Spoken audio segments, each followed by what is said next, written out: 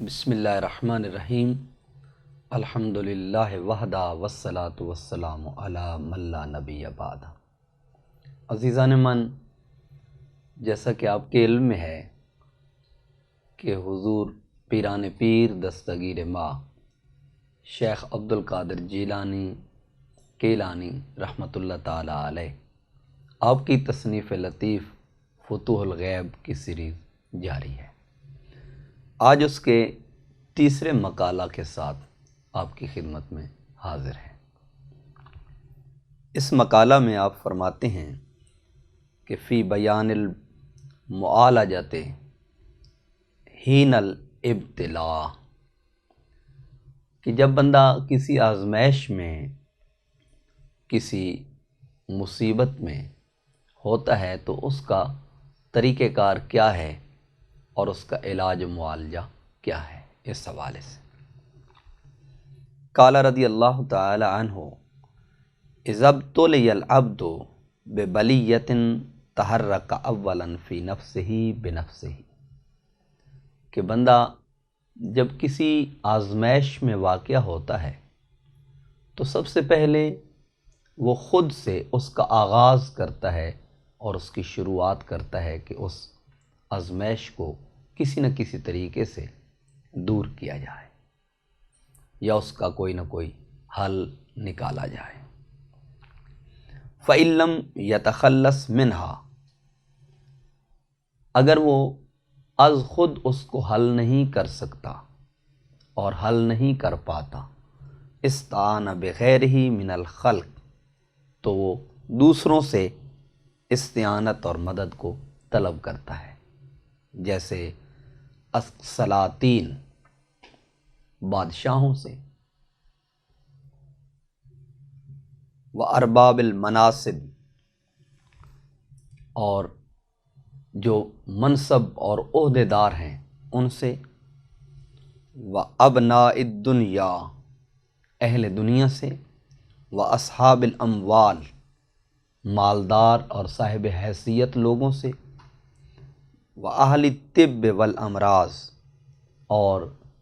اہل طب جو معالج ہیں ان سے، جو امراض کا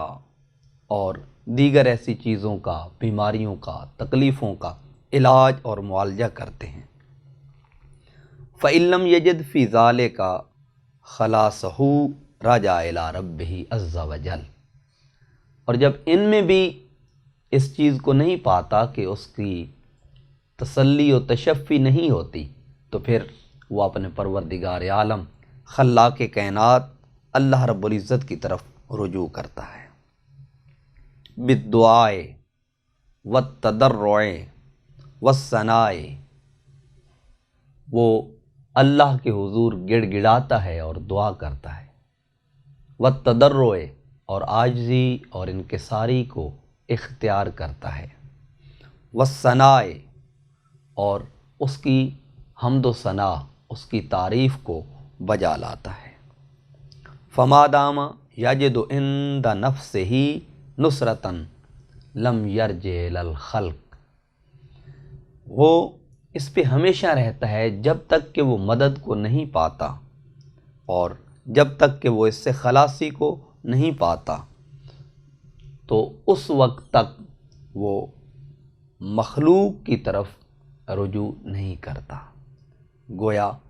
بندہ پہلے رجوع مخلوق کی طرف کرتا ہے، اور جب مخلوق سے مایوس ہو جاتا ہے، نا امید ہو جاتا ہے، تو پھر وہ رجوع اپنے خالق اور اپنے مالک کی طرف کرتا ہے۔ ثم اذا لم یجد عند الخالق نصرتا استطرح بین یدیہ مدیما للسوال والدعاء والتضرع والثناء والافتقار مع الخوف منہ والرجاء، پھر وہ کیا کرتا ہے؟ اللہ کے حضور دعا کرتا ہے، آہوزاری کرتا ہے، اور اپنی احتیاج کا اللہ کی بارگاہ میں اظہار کرتا ہے کہ اے پروردگار عالم، تیرے علاوہ میری اس مشکل کو حل کرنے والا اور کوئی نہیں ہے۔ اللہ کی بارگاہ میں خوف اور امید کے درمیان عاجزانہ عاجزی کو، تضرع کو، انکساری کو اختیار کرتے ہوئے وہ ڈال دیتا ہے اور گر پڑتا ہے۔ ثم یعجزہ الخالق عز وجل عن الدعاء، پھر پروردگار عالم اسے اس کی دعا سے بھی عاجز کر دیتا ہے، اور یہ اس طریق پر اور اس انداز میں اللہ رب العزت کرتا ہے کہ وَلَمْ يَجِبْهُ حَتَّى يَنْقَطِعَ عَنْ جَمِيعِ الْأَسْبَابِ، یہاں تک کہ وہ تمام ظاہری اسباب سے اپنے آپ کو الگ تھلگ کر لیتا ہے، علیحدہ ہو جاتا ہے۔ ظاہری اسباب میں اس کو کوئی چیز اس کے معاملہ کی، اس کی مشکل کی، اس کی مصیبت کی حل اور اس کا کوئی چارہ اسے نظر نہیں آتا۔ فَحِينَئِذٍ يَنْفُذُ فِيهِ الْقَدْرُ، تو اس حال میں وہ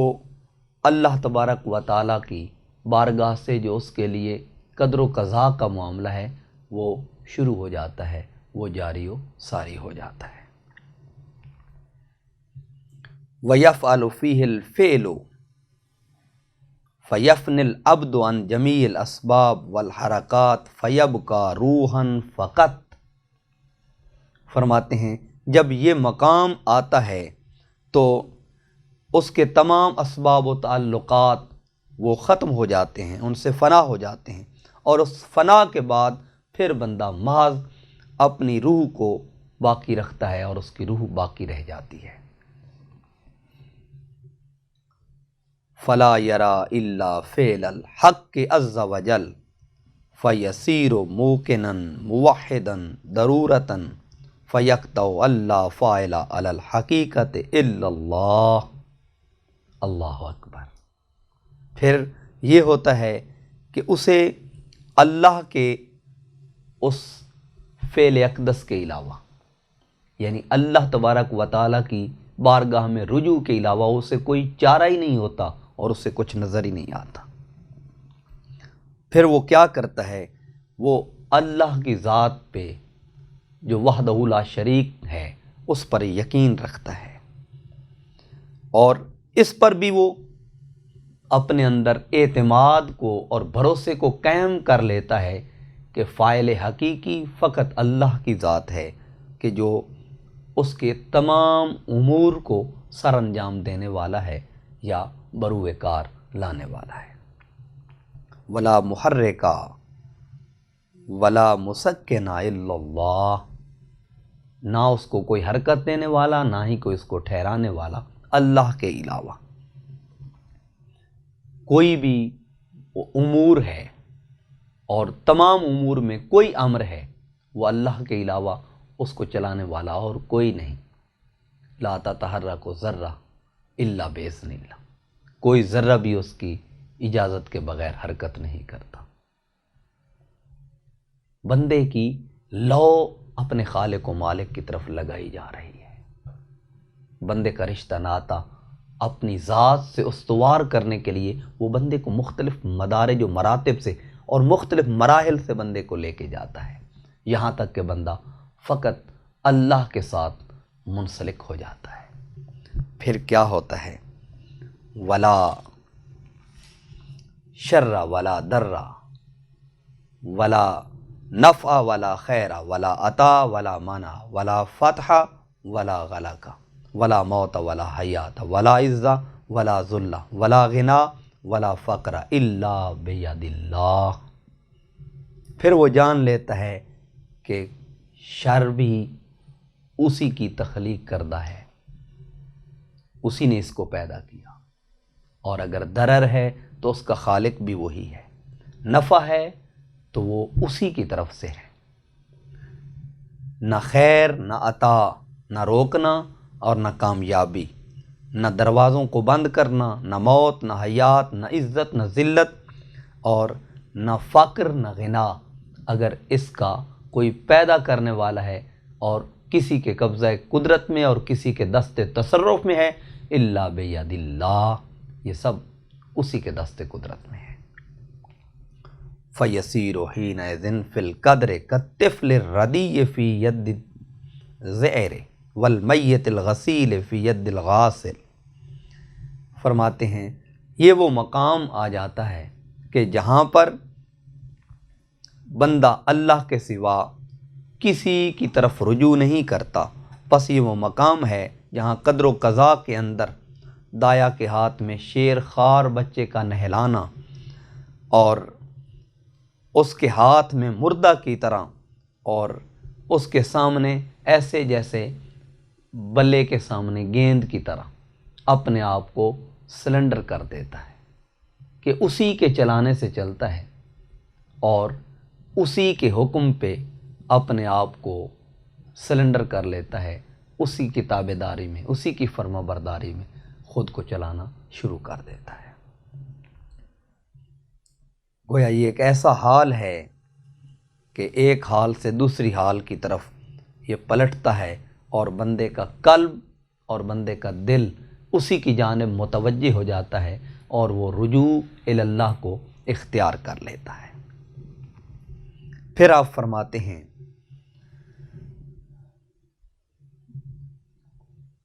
یقلب و یغیر و یبدل و یکون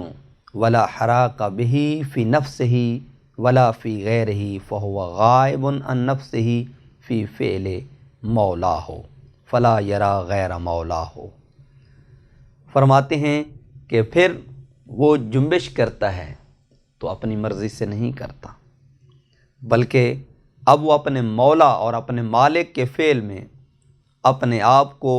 اس کے فعل کے سوا نہ دیکھتا ہے، نہ سنتا ہے، نہ سمجھتا ہے اور نہ ہی جانتا ہے، اور اسی سے تمام تر نعمتیں، تمام تر کمالات، تمام تر فضائل اس کا اگر کسی کو مطمع نظر ٹھہراتا ہے تو پروردگار عالم اور خلاق کائنات کو ٹھہراتا ہے۔ پھر ایک مقام یہ آتا ہے کہ فلا یرا غیر مولا ہو، وہ اپنے مولا کے علاوہ کسی اور چیز کی طرف دیکھتا ہی نہیں، ہر وقت اسی کے جلووں میں گم ہو جاتا ہے۔ وفعلہ، اور اس کے افعال میں، ولا یسمع ولا یعقل من غیرہ، نہ وہ شعور رکھتا ہے اور نہ ہی وہ سنتا ہے اس کے علاوہ کسی کی بات کو۔ اگر اس کا شعور اور اس کی سماعت اور اس کی بصارت کا کوئی محور اور مرکز ہوتا ہے تو اس کا پروردگار اور اس کا خالق و مالک ہوتا ہے۔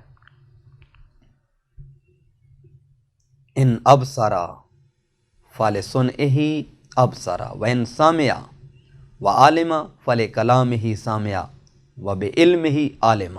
وبنعمتہ تنعم وبقربہ اسعد وبتقریبہ تزین وتشرف۔ اور پھر یہ مقام آتا ہے کہ جب وہ دیکھتا ہے تو اسی کی کاریگری کو اور اسی میں غور و فکر کرتا ہے، سنتا ہے اور جانتا ہے تو اسی کے کلام کو سنتا بھی ہے اور اسی کی بات کو جانتا ہے، اور اسی کے علم سے اس کے پاس علم آتا ہے، اسی کی نعمتوں سے وہ سرفراز اور متنعم ہوتا ہے کہ اسی کی نعمتوں سے وہ سب کچھ پاتا اور لیتا ہے۔ وَبِقُرْبِهِ أَسْعَدَ، اور اس کے قرب سے وہ سعادت مند، نیک بخت اور بختاور بن جاتا ہے۔ وَبِتَقْرِيبِهِ تَزَيَّنَ، اور اسی کے قرب سے وہ اپنے ظاہر و باطن کو مزین کر لیتا ہے، اس کی تزیین و آرائش اسی کا قرب اور اسی کا تقرب بن جاتے ہیں۔ وَتَشَرَّفَ، اور اسی سے شرف یاب ہوتا ہے۔ وَبِوَعْدِهِ تَابَ وَسَاكَنَ، اور اسی کے وعدہ سے اس کے لیے آخری اپنے مطمع نظر کی حد جو اس کا حکم ہوتا ہے، جس کا اس نے بندے سے وعدہ کیا ہے، اسی پر خود کو ٹھہرا لیتا ہے اور اپنے آپ کو روک لیتا ہے۔ وَبِهِ اطمأن، اور اسی سے مطمئن ہوتا ہے۔ وَبِهِ بِحَدِيثِهِ آنسا، اور اگر کسی سے اور کسی کی گفتگو سے اور بات چیت سے مانوس ہوتا ہے تو وہ فقط اپنے خالق و مالک سے۔ وَعَنْ غَيْرِهِ اسْتَوْحَشَ، اور وہ دوسروں سے پھر وحشت کھانے لگتا ہے، پھر وہ مخلوق کی طرف اپنے مقاصد کو، اپنے مطالب کو نہیں رکھتا، بلکہ وہ خالق سے جڑ جاتا ہے اور مخلوق کی رہنمائی کے لیے اس کا وجود جو ہے اس کائنات کے اندر مینار نور کی حیثیت اختیار کر جاتا ہے۔ ویسے وہ اللہ سے دور ہونے کو اپنے لیے وحشت کا مقام سمجھتا ہے، مانوسیت اسی خالق اور مالک سے ہو جاتی ہے۔ اللہ اکبر۔ ونفر الی ذکرہ، اور اگر وہ کسی چیز کی آرزو کرتا ہے تو وہ اسی کے ذکر کی آرزو کرتا ہے۔ نہ غرض کسی سے نہ واسطہ، مجھے کام اپنے ہی کام سے، تیرے ذکر سے، تیری فکر سے، تیری یاد سے، تیرے نام سے، بس اس کی لو اپنے خالق و مالک سے جڑ جاتی ہے۔